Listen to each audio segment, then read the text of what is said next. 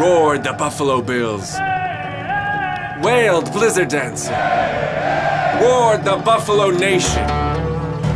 Not clowns then. The chant came from a deeper place, a richer place than it ever had before. It took more salt and mucus, more blood and raw emotion.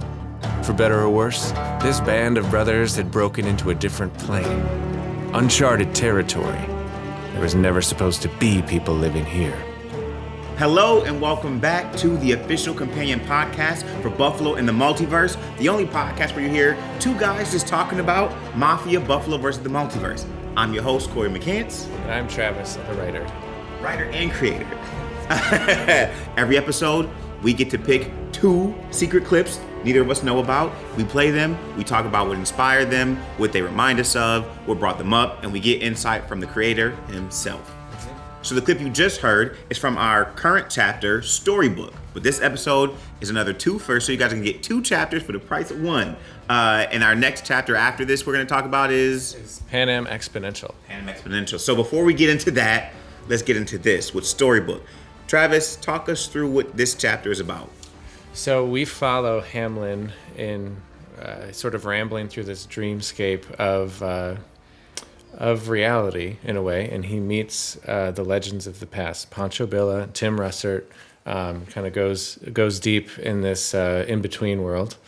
Meanwhile, the Buffalo Bills are celebrating Hamlin's eventual reawakening, and they rout the New England Patriots, who've thought they were setting up a blockade in town, but not this time. Not quite, no. So if you don't remember, or if you're somehow just joining us out of the blue, the last chapter we talked about dealt with everything that happened with Hamlin. We talked about 5/14, May 14th, what happened in Buffalo. And I think we're going to talk more about each of those in this chapter. But we're coming off of a high and then a real low. And we pick back up and things kind of, like as you just heard, get really, really intense. So man, let me just take it from here. My first impression of this chapter. Sure. The dreamscape, man, is such a dope idea.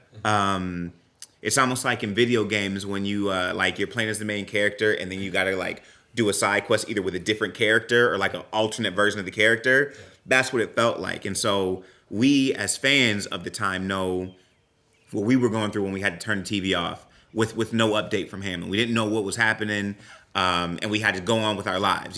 Like you said, I think maybe last episode, you're constantly scrolling through trying to refresh to see what's happening, but nobody really knows what's going on with Hamlin. You know what I mean? He's fighting for his life there, but we don't know. Yeah. And so this vision or view of something he might have been going through is man, such a dope idea. And I think you handle it in the coolest way. I could say more around, I don't want to jump on you. Do you have anything you want to? I mean, maybe I'll just share what the reality was for those of us, because it's been a while and maybe not everyone even remembers or was experiencing it. But so in reality, Hamlin obviously collapses on the field for 10 minutes. He's it's very hard to describe, but he's not breathing or his heart isn't pumping by itself. He's getting CPR. At the time he leaves the field, we're told retrospectively that his heart was beating and he was breathing by himself with support. Goes to an ICU in Cincinnati. And then for 3 days, he's unconscious. Will he ever regain consciousness? When you don't have blood going to your brain for a period of time, it usually is. Yeah.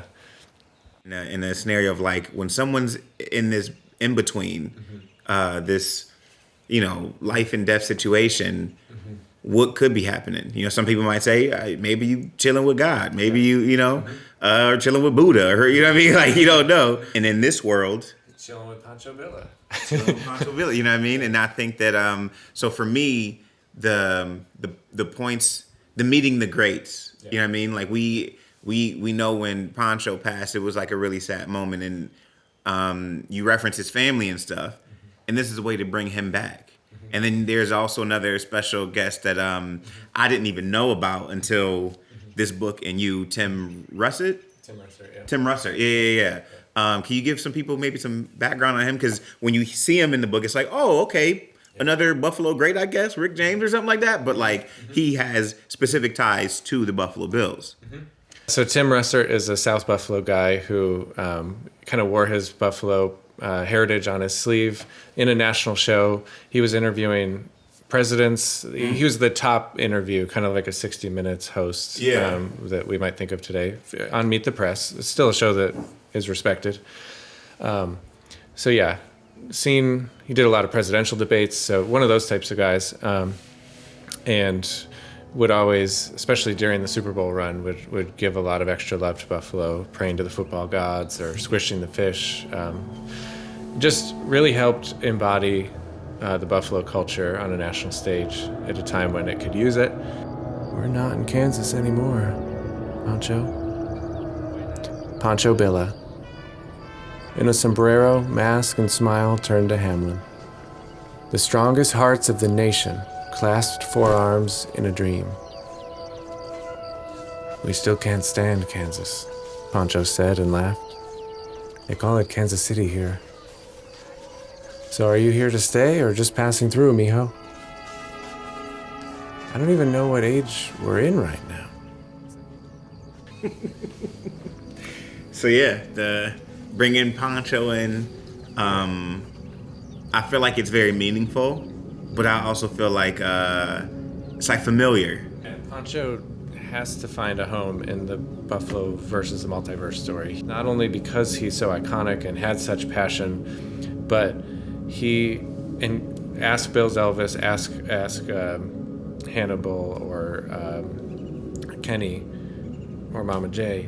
They all say, like, look, the culture changed. Like, Ezra was really specific about, like, let's try to take this energy and passion and do something good with it too, not just drink and smash tables, and nothing wrong with either of those things. But he's like, I think he helped really push the charity aspects, and then through his final battles with cancer, like putting that front and center.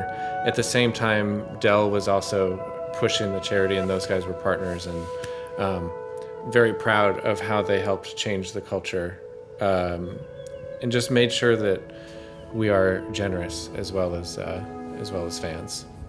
And that is Bills. We are that. Yeah. If you had a Mount Rushmore of Buffalo legends in regards to the Buffalo Bills that are not players, so Buffalo Bills legends that are not Bills players, who do you think would be on? It sounds like you already got two from here. So who else do you think? Who have passed away or who are just all time? Yeah, all time. My list would be Ken Johnson, Pinto Ron, Pancho Billa, easily. You, I think, very easily would want Dell on that list. And I say that he's had an amazing impact with co-founding the brand, and he's a great supporter of it. Like, he's an active, true fan, but also like the huge charity aspect. And this is not just because we got to talk to. This is not just because he was on the podcast. Not just because of that. Absolutely not. I am not influenced by the fact that he supported the book or is a friend of the book, the podcast. But we do have one slot on Mount Rushmore available for anyone who wants to bribe. I think that's an amazing answer. I think that's an amazing list, and we'll leave that spot open for It's you, whoever you are. The viewer. That's it. Yeah. Okay. That was a good one. The essence of them is there, and you've built it up in this way to like present it well. So I love it.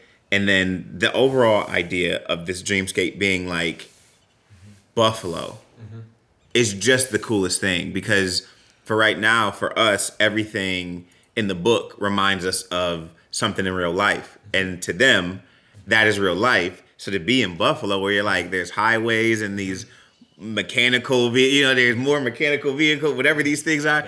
It is just such a like dreamy, but like, I don't know, like acid trip type view. And it is just the coolest thing to me. Think of like the Christmas Carol story with Ebenezer Scrooge and the three ghosts from Christmas Past. Like, we're kind of doing one of those literary things where basically ghost-like characters are able to walk through a reality and see it, but no one can see them. And in this case, it's these adventure heroes, these fantasy guys, when they've passed away in their worlds, are kind of like ghosts or legendary ghosts in the reality that Cory and I are sitting in today, that you are listening to this podcast in. So they get to have this like really clear-eyed look without any of our baggage or any of our any of the narratives that we bring to life. And they're just kind of like, it's so weird that they have high-speed expressways going right through the little neighborhood. Right. 8 parking spots for every car, and then more cars than people. people. All the buildings are just buildings. They're just flat buildings. Like These ugly little squares, they all look alike. They have to put names on them so you know what the building is. So there's a specific part where you say, where he says, like, yeah, and all the players, like they're just people, so they all look the same. Like they have to put names on their jerseys. So you can tell them apart. They got to wear clothes like, because otherwise you couldn't tell a Viking from a giant from whatever. And in their universe, a giant is a giant. Right. And so it's like that wink, that nod, like, oh man, it's so good. It's the right amount. This whole book has always been about celebrating and seeing the warts and all of our city and our community. And so this was a chance to kind of playfully like jab or like question some of the things that we embrace or probably don't even really notice.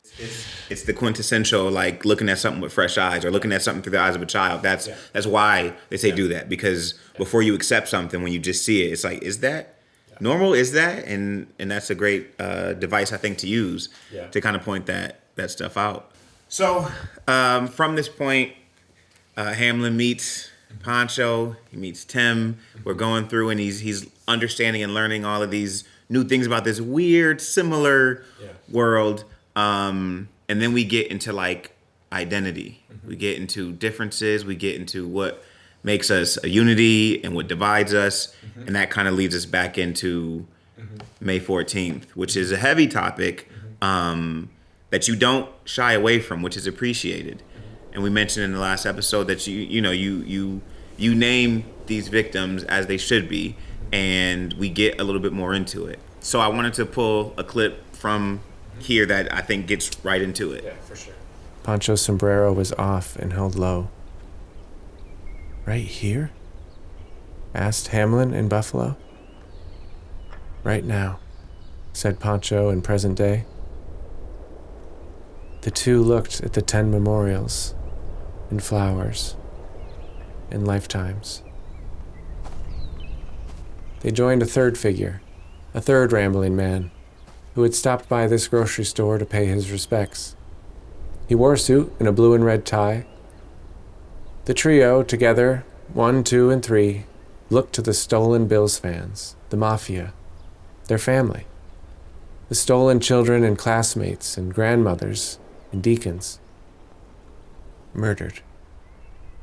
Because their skin, not eye color, not character, not skills, not age, not height.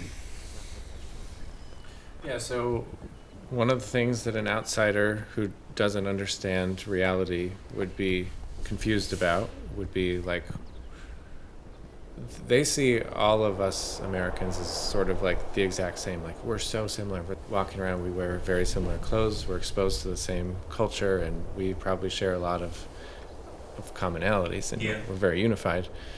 And then that's why they would find it difficult that race plays the role that it does in reality. It just would be hard. And so they're just taking a rational look at like what specifically that might mean, and kind of like how it doesn't really hold up to the rational investigation, and how kind of ludicrous it sounds to say like, no, it's a huge deal that we evaluate people based on how much melanin is in their skin. And it's hard, and that confrontation brings them to what Buffalo felt May 14th, which is that some people take that to such an extreme degree that they're willing to take human life cowardly, and because that was such a big part of Buffalo history forever, and our identity, and also the aftermath of that is just like when Hamlin goes down, there needs to be a surge of CPR training after you have a racist massacre in your town, you need to have a surge of condemning how idiotic racism is, and how we need to all kind of make sure that the narratives that we're writing, the people that we're teaching, that we're talking to, I mean, not just us writers. I do try to make a point that all of us, from farmers to construction workers to parents to teachers, we're all responsible for creating the narratives that we live in. We're creating the baggage that we're going to live in, and we need to do a better job. Yeah, I think you're right. I think that it's something that you would hope you would wish came before something happened. It shouldn't have to be after, but it doesn't happen, and so at least when it happens, one way you can take a benefit is to then do something. And it's interesting just because I feel like in today's time, I guess anybody could, you could say it for the past 30, 40 years, in today's time, things seem so political or so divisive. It does seem like it is more now. And a book like this brings unity through something that brings everybody together, which is sports, football, and a lot of times I think people say, one side or the other says, oh, you make everything about race. Everything has to be about race in America or with this side or that side. And here you had the opportunity to write this entire book that had nothing to do with race. And it wasn't that you wanted to bring race up. It was that something in real life happened that you have to now talk about. Your duty as a writer, as a creative, is to then talk about it. And so it wasn't you wanting to talk about race. This has nothing to do with that at all. Yeah. But because real life reflected something that happened, which wasn't, it doesn't matter where you fall on either side, but it is being brought up. So it's not a you always do this or you always do that. It's being brought up, and it is a thing. And so, yeah, it's just an interesting viewpoint. And I think it is something that needed to be talked about. I think it's something that you did decide to talk about, and I think you did it in a generous way to not shy away from it and not harp on it too much, because there is trauma there. If you're in Buffalo, if you're from Buffalo, if you're not, if you only heard about it, that is a very traumatic thing that happened for the people, for their families, and for the surrounding area. And so, again, it is appreciated that you use your voice and your platform to do something like that, not in a, this is what's right and what's wrong, but just in a, like, you acknowledge something. And sometimes that's all it takes, is to acknowledge it and give it the due diligence it deserves, Absolutely. I guess as a part of all of that, one of the things, in very much tied to the Bills, is that the entire team, everyone was at their homes all around the country. And the day after this happened, the entire team flew in and came and visited the memorial and paid respects from McDermott and Bean down to the third stringers. And it felt really good to see that, the Bills organization, Josh Allen, can speak eloquently about also condemning racism, as we all should, because I saw the team that I am writing about model this sort of good behavior, made it easier for me to also say, yes, I will also fall in that line and say the obvious things of, like, of course racism is cowardly and has no place in society.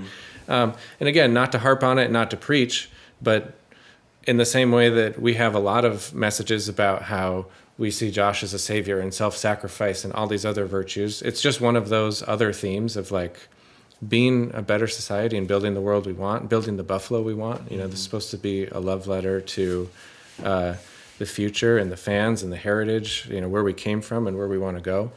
And a huge part of that, too, is that we need to come together in these times of crisis. And the other thing that's important to acknowledge in all of that is, like, it's not that Buffalo was a perfect race utopia prior to that. Like, we unfortunately have some of the highest segregation in the country.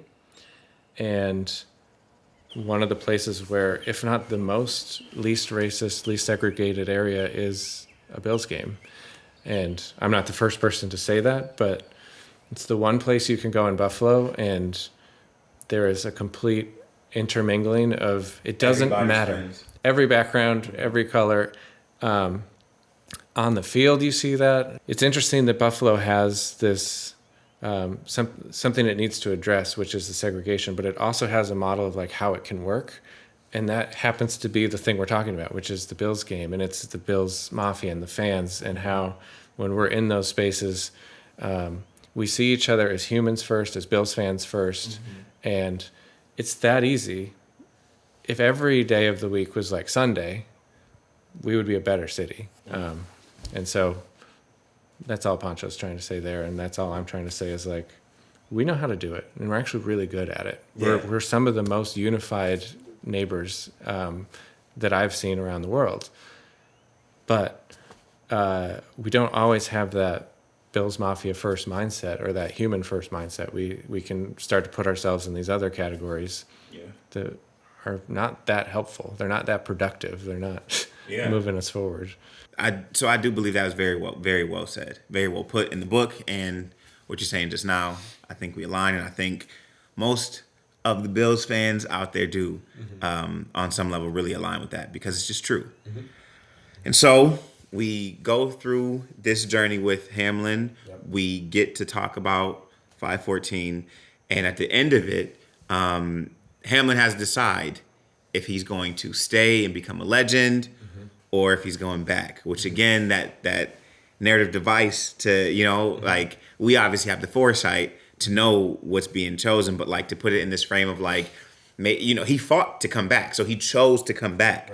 I think that was beautiful to put it in there and give him the choice. And because Hamlin in real life did fight to come back, Hamlin in the story is like, I got this choice, but my team needs me. And specifically, he's like, I still basically, I'm better as this kind of like comic book hero. I'm better at battling the comic book villains, and I'm going to leave the problems of reality to the heroes of this world, us listening to it. And I wanted to make sure that a cartoon character isn't going to solve racism or highways or ugly buildings or car traffic noise or any of the things that might gripe us. Because that's up to us. That's our job.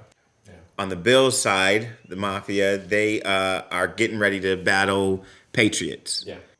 Bill Belichick has taken the opportunity to offer a helping hand, like, I'll help you clean up from these storms. And his team of Patriots have ended up building these barricades with all the scraps that they found, kind of like the Les Miserables French Revolution stuff.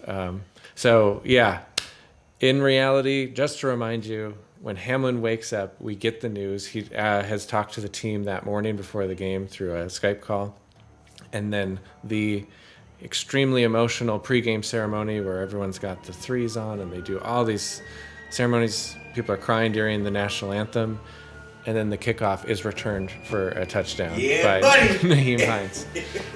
It's the ultimate end. And Jim Nance screams, "It's a storybook moment," which it absolutely was. So in this storybook, we got to really lean into the storybook moment. A dozen blockades crawling with patriots singing a revolutionary hymn.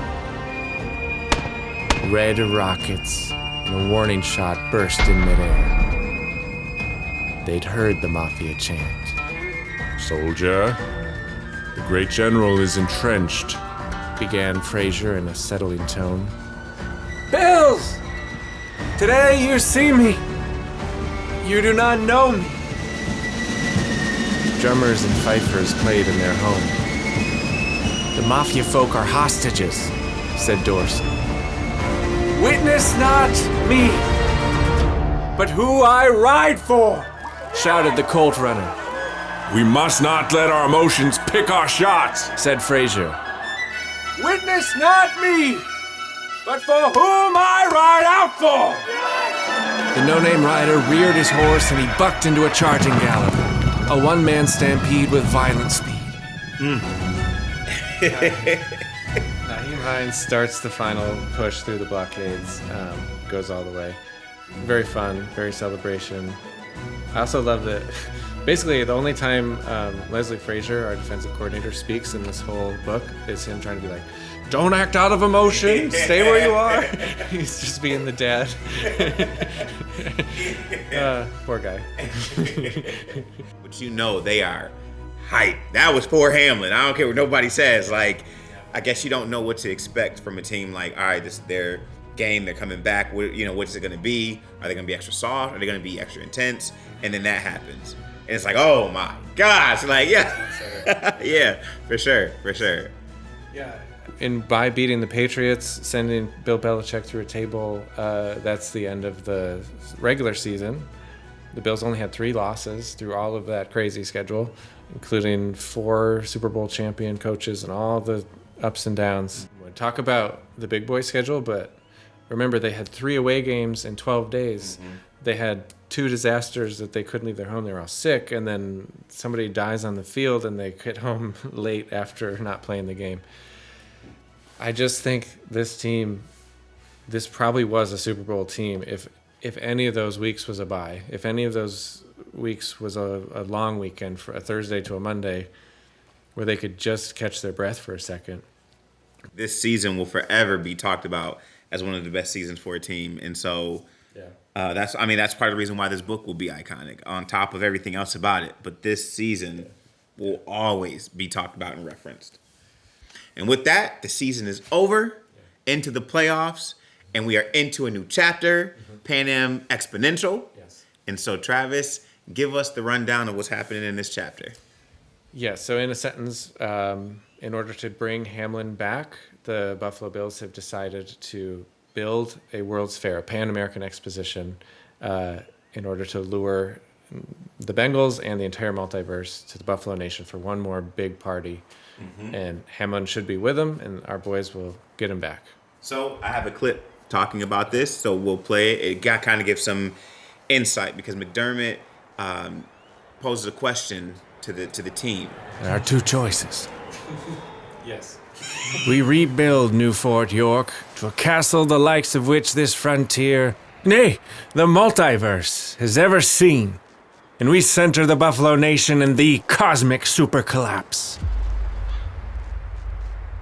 McDermott looked at all the eyes, all the Bills, all the Mafia folk. If there was temptation there, they had brutal poker faces. You could hear the snowfall. Or we spend everything we got to bring Hamlin home. The cheers were deafening. So yeah, that part felt epic in itself. Because without question, you know what I mean? If those are the options, without question, I can see why somebody might think, maybe. No, we know what we're doing. And so that cheer is what I felt in the inside. Like, that's right, get my boy back here. And so that's what brings us into the building of their own Pan Am.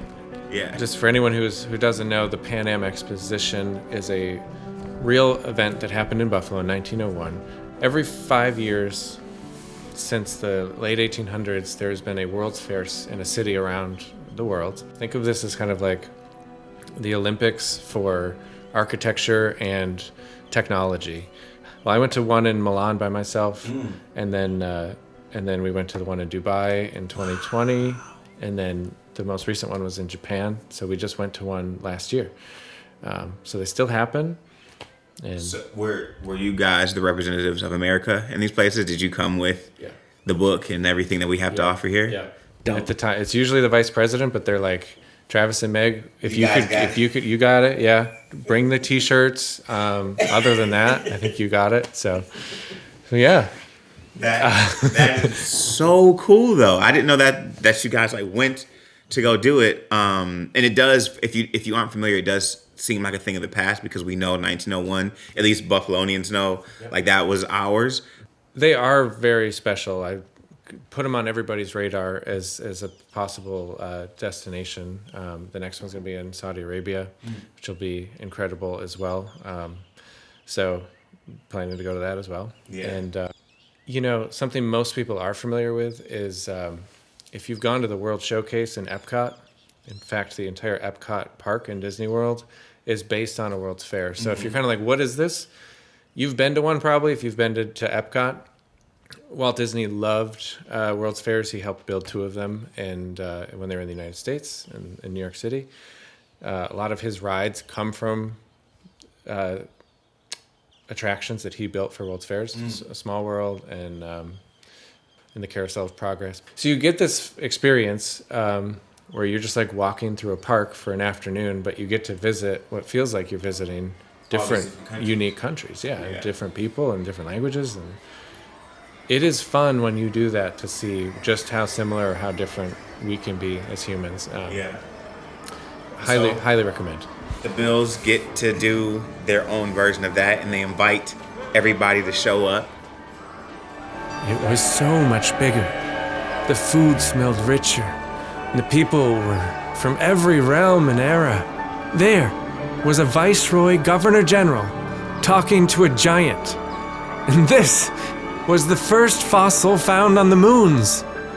That was a shark girl sitting on a bench. Josh and Dawkins met wildlings with timber wolves outside of a pavilion built of thick pine and ancient stones. Islanders recommended that they tour 40 Space Rocket, not knowing these Bills were already well aware of Seneca 1. Thank you. Aloha! Inside the Hall of Inventions, they just sat on a bench and watched how the rays of light made this space feel enormous.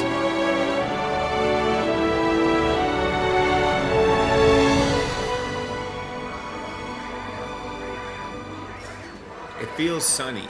You know what I mean? That's what it is. Like when the music swells like that, it feels like the sun is out. You hear the people. It does paint such a clear picture. We built this thing. We're proud of it. Let's just walk around it. Let's get some food. Let's meet some of the people. And so that Viceroy is Mr. Pagula talking to a giant. Is he bringing him back?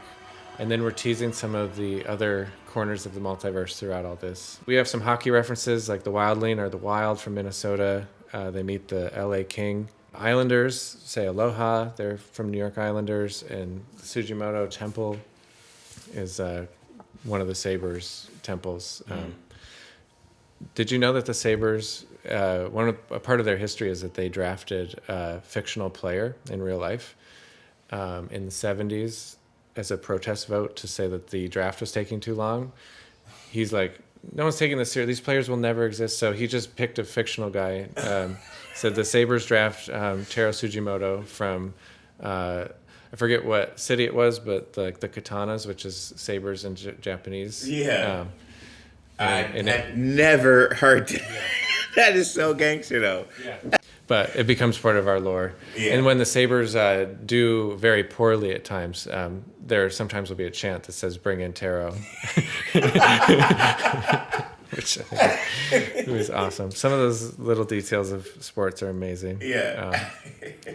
In our Sabres book that we talked about, like that legend becomes full front and center. Yeah, so, I want to as read it should that. be, as it should. We are acknowledging, but not spending too much time on the fact that we do play Miami for a third time this season. Mm-hmm. The long and short of it is, it was a close game, but we still won, and the book nor history needs to focus much on that. Tua wasn't playing, so we just have some fun taking shots at Penguin and Cheetah. Yeah. A book, said Josh. No. Actually, I actually paid for that, defended Penguin. Stop that. You know you don't know how to read, said Knox. I wasn't gonna read it. I'm not a total dweeb face. I just like the pictures. I thought it was a box. A box of what? It's too small, said Blizzard Dancer. A box of paper. Josh looked at the book, gorgeous cover, and felt its raised surface. He cracked it open. It's a yearbook. It's all the Mafia folk who built the Expo. And so the reason why I wanted to choose this clip was because of the actual yearbook. And so I'm almost positive people who are listening along or watching don't know this. But so the yearbook is everyone, the Pan Am team and all of the Buffalo legends like we talked about and people that had, anything to do with making all this greatness. There was a point in time, I want to show this book because it's just, these images are just so good. And so there was a point in time when this was getting done, whether it was getting written or whatever, where us, the fans, had a chance to be featured in the book. I don't know if it was through a donation or a contest. It was something like that. But you had a chance to get your face in the book. And I remember hearing about it and being like, man, I should really do that because this is so something I would love to like see this version of myself. I like forgot or never got around to it or something like that.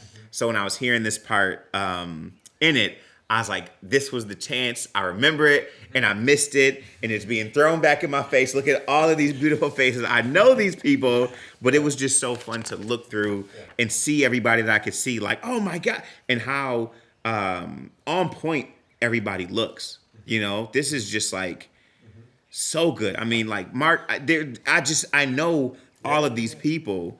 And it is just so cool to see, man. And so if you do another one, you got to do another contest or whatever like that again, so people can win the chance to be featured in something that's going to last forever.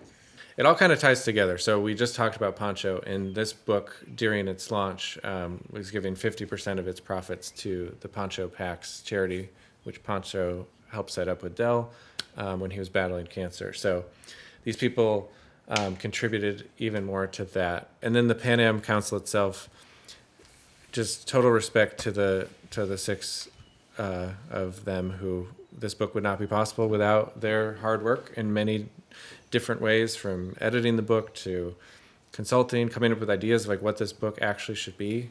You know, if it was all up to me, I'd still be trying to release these digitally weekly and no one would have ever seen it. So needed some of those brilliant people to help guide this to something that we are holding today. That does lead me into my big question for the episode. Yes. These so are so big. They're huge. I know. So my big question for this episode is all about a project I got to be a part of, which is the Buffalo Bills drone sequence, big extravaganza. I guess, what would you call that? What was the name of it? On YouTube right now, it's just called like Bill's Action Movie, but Okay. It was part of this. It was the book launch. It's basically like a 7-minute one-shot video through Riverworks, which, if you don't know, is like a mix between like a grain elevator, an industrial park, an adventure course, and a bar and a concert venue all in one on the river. So we kind of turned that into an action movie with all Bills fans. And this is all done in one take with a drone. There's a drone operator and all that. So this is real. This is really what it was like on the day.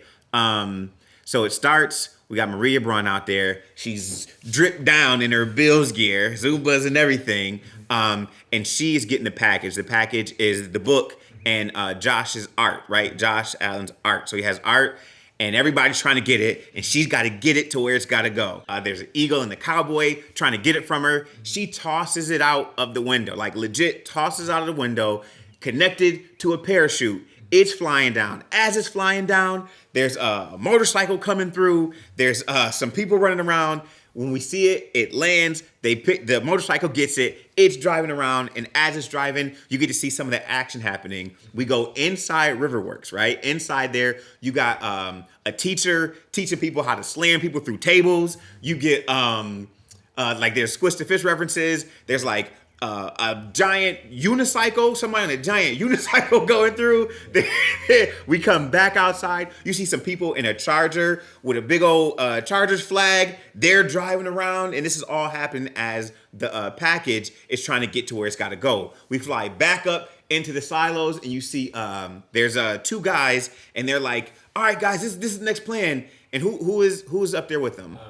Rashad and Mike are the 2 guys up there. And they're with, But also Kenny Pinto Ron Johnson, and also someone who's representing the evil owners like Jerry Jones and Robert Kraft. Right. So the whole crew. So there's a whole crew And up a there. zip liner. Yes. So we get up into there, right? The package gets to them. They got to shoot it down. So there's a zip liner up there. They take it, zip line the package. It goes as the zip liner is literally going from place to place. I don't know how many tens of feet up in the air. They drop the package down. It flies down. As it's flying down, I'm in there. I'm beating up dolphins. I pick somebody up. I spin them around. I slam them down. We're all fighting. It's Bills versus everybody, which is really what it is. Yeah. At the same time, Mark Braun is in there. He got his nunchucks. He got his bandana. He's fighting a different team. It's insane. And then we all end up running down to the river where the package finally gets to the chefs, right? Well, right. The boat, the chefs. So we pass it to them. They drive off in the boat, speeding off. And like we pan up and we see it, like, you know, we see everybody cheering and everything like that. And it's like, boom, Mafia, Buffalo versus Multiverse, Pan Am. It's amazing. Yeah. It's all done in one take. It's action packed. If you haven't seen it, you got to see it. So what's the YouTube channel? It'd be at panamfilms.com. And just search Pan Am Films or Bill's Action. Yeah. Yeah. It was so fun to be a part of. Now, I know I said I had a question and I just went through all of that. But my question is like, how do you come up with this stuff, bro? I don't know. It was it's like on the back of so many other fun things we've done. We've done a lot of things with long one shots. We did a feature film as a one shot, and in that we had a 2 or 3 mile drone shot. Mm-hmm. And we did a very like smooth, like kind of romantic flight through like a town to kind of set the stage of like a drama movie. And we were always kind of like, we're not using the FPV drone and the pilot's capability to like, it can like do rock and roll crazy action. And I was like, so that's in the hopper. We should do that. Like no one's used the FPV for an action scene yet. We're a film company. Mm-hmm. We love doing this stuff. I was kind of like, that'd be great. Some of the other people on our team were like, when's the next short film going to be? So I'm like, okay, we'll take some of that energy. And then also it's like, well, we're going to launch this big charity campaign in this book. So if those 3 things come together, that's enough to do that. So we got 60 Bills fans and actors together for that take, including Cory. And Mark Braun and the Braun family that you mentioned, we've mentioned before because they helped dig Josh out during the blizzard. I mean, It's all connected, people. So yeah, and that's what they're moving around. They're telling you what the charity is, and they're just having a good time, making as many references as possible into that 5-minute period.